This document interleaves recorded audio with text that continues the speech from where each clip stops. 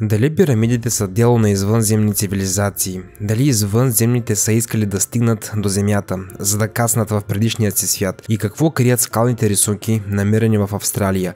Сега ще разберете отговорите на тези въпроси. С това се Айхан Инфая и в това видео ще видите невероятни находки, които доказват съществуването на извънземни. Пирамидите дело на извънземни ли са? Съвременният човек не може да си представи как са изглеждали подобни структури и какви сили са били необходими. Тези структури са превъзхождали силата и интелекта на хората. Египтяните също не са имали необходимите технологии и инструменти за изграждане на подобни пирамиди. Поне така мисли и твърди науката. Дори значителна част от изследователите, според тях, твърде вероятно е извънземни цивилизации да имат пръст в това.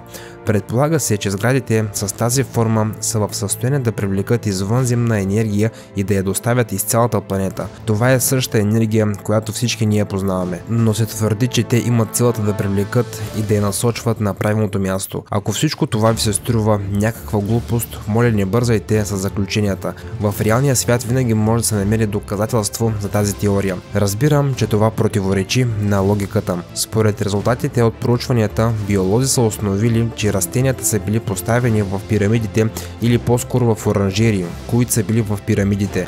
Под тази форма те са растели в пъти по-бързо, по-здрави и по-силни. Добивът в този случай се е увеличил поне в няколко пъти. Освен това, подобни оранжерии са били напълно лишени от вредители, въпреки че самите учени не са направили нищо за това. Дори ако заразените растения са били специално донесени там след 2-3 дни. Те са били напълно изчистени, без употреба и никакви лекарства. Ако не сте вярвали в магии, то след тази история за пирамидите ще започнете да вярвате, че извънземните също са знаели пирамидите, тъй като те са пазили много дълбоки тайни там. Извънземна мумия. Следващата находка, за която ще стане дума от момента на нейната поява, предизвика невероятен фурор в Турция. В един от местните саркофази е била открита невероятна запазена мумия, която очевидно не е принадлежала на човек. Защо очевидно ли? Ами защото, съдейки по анализите, растежът на съществото по време на жизненият му цикъл не е надвишавал 120 см. Той е зелен на цвят, недоразвит, разполагал е с криле и доста широки и големи очи. Очните кухини на тази мумия, които не са характерни за хората, са били буквално в 3 пъти по-големи от човешките. Според турските медии, когато тази мумия е била намерена, тя е била в прозрачен саркофаг, направен от много издръжлив материал, подобен на кварц, но никой не е успял да разбере какъв вид материал е това. Той се състоял от 16 минерални компонента, а също и, както казват учените, съединения на живи организми. По време на жизненият им цикъл те са успели да го направят доста добре. Те са били адаптирани към нашата Земя. Структурата на тялото, тяхната дихателна и отделителна система е била подобна на човешката, но останалите системи са били променени значително, а едно от намерените същества е имало цели 4 сърца. Човек – гущер. Убайт или Убейт е една от основните култури, покрити с мистицизъм, която се състояла от извънземни засилници. Една от нейните характерни черти са били странни фигури, изобразяващи подобни гущери и същества. Никой не е знаел кои са били тези същества, така че никой не е знаел как са изглеждали извънземните, независимо дали това са били техните богове. Те са били широко плешиви с тесни и дълги очи. Не всеки човек гущер е можел да остави потомство. Тези фигури все още се използват от местните гробища. Според откритите древни записи, такива същества наистина са съществували и освен това са били популярни и уважавани сред местните жители. Дори се е говорило за тях в текстовете от миналото, които казват, че в древните времена някои анунаки са пристигнали на Земята, а техният дом е планетата Нибиру и целите на посещението на Земята остават неизвестни и неясни. Според теорията, тези гущероподобни хора са пристигнали на Земята, за да извлекат ценни материали. Разбира се, че те са могли да ги добиват и в космоса, и то най-често в по-големи количества.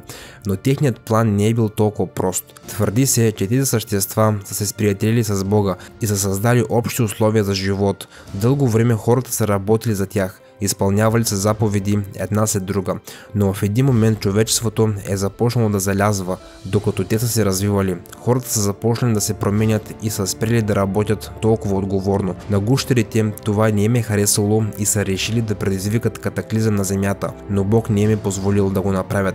Той не само е защитил хората, но и е довършил планетарните същества и те са се превърнали в камък. Това е доста интересна теория. Какво мислите вие относно тази версия, приятели? Споделете вашето мнение долу в коментарите. За следващата находка, както вие, така и аз, ще трябва да се телепортираме до Маркизските острови, които се намират в Тихия океан. Островите са известни със своите странни статуи, разположени там. Те изобразяват сиви извънземни същества с човешко тяло и глава на блечуги, чието очи са огромни и кръгли, а устните им са разположени много ниско. Тук местното население на острова не знае абсолютно нищо за скулптурите или хората, които са ги създали. Преди хилядолетия хората, които са живели на острова, са променили историята на коренното население, потънало в забрава. На този фон легендите за извънземни, за които се твърди, че някога са живели тук, са започнали да проникват в масите с извънземна раса. Има твърдения, че този народ са искали да гравират своите портрети на тези стени, за да не бъдат забравени. Във всеки случай археолозите казват, че тези статуи са не по-малко от 150 000 години. Как са могли примитивните хора от онези времена да създават подобни невероятни структури? Откъде дори са имали подобни модели в главите си? Теоретиците на конспирациите са сигурни, че някога на острова е живяла цяла колония от извънземни. Те са правили експерименти върху местното население и най-вероятно тези статуи изобразяват хибрида между човека и извънземните. Звезден път. 1992 година ще бъде запомнена от света на археолозите завинаги. През тази година те са успели да намерят най-старата карта на звездния път. Щастливеца, който е открил артефакта, е геологът Кастилио. Човекът е провеждал изследвания в Индонезия, но е избрал доста нестандартен маршрут. Именно той му е позволил да намери нещо наистина много ценно. След като се е оглеждал в района, той се натъква на много странна пещера. Именно там той открива някои наистина много странни надписи. Те са наподобявали на информация, които американците са поставили върху анодизираните алуминиеви плочи на сондите Пионер 10 и Пионер 11, изстреляни през 72 и 73 година в откритият космос. Приликата е била наистина зашеметяваща. Геолозите твърдят, че възрастта на находката е по-малко от предходните или няколко стотин хиляди години. Теоретиците на конспирациите споделят, че извънземните са успели да получат съобщения, които са били в зоната. И те са успели да дешифрират картата, но по някаква причина има много пропуснати нюанси и детайли. Тази теория звучи доста интересно. А какво мислите вие, приятели? Споделете вашето мнение долу в коментарите. Мистериозно гробище. Но дори ако извънземните са останали в миналото, това означава, че в настоящето трябва или да ги срещнем живи, или да намерим телата им. Но като знаем от първата версия, човечеството има постоянни проблеми и несъответствия. Но втората дава много повече надежда, особено след като изследователите са от Китай. Те разказват на света за тяхната удивителна находка. Докато са изследвали планините на Тибет, те са открили гробище от 716 тела. Може да изглежда, че няма нищо необичайно, тъй като това биха могли да са мумии. Това няма да изнада никой, но всичко не е толкова просто, както изглежда на пръв поглед. Всички тела са имали дължина само 130 см или дори по-малки. Те са имали тънки крайници, непропорционални големи глави, а структурата на костите са показвали, че костите им изобщо нямат връзка с китайците или жителите на Тибет. По някаква причина всички тези тела са погребани с подобни дискове, издълбани от камък с дупки от вътрешната страна. Дали е било някакъв сателит или предавател е неизвестно до ден днешен. Всичко това е неизвестно на съвременните хора. Споделете вашето мнение долу в коментарите. Какво според вас са били тези дискове? Пещерни рисунки. Обикновено говорим за Австралия, когато става дума само за странни същества, но какво би се случило, ако ви споделя, че има находки и доказателства, че териториите на Австралия са били обитавани от извънземни. Тези рисунки не са били срещани никъде другаде по света. Тези рисунки са открити през 1838 година и изобразяват странни същества. Хората, които преписват това на извънземните, твърдят, че възрастта на находката надхвърля 100 000 години. През онези години хората не са имали представа за същества от този вид.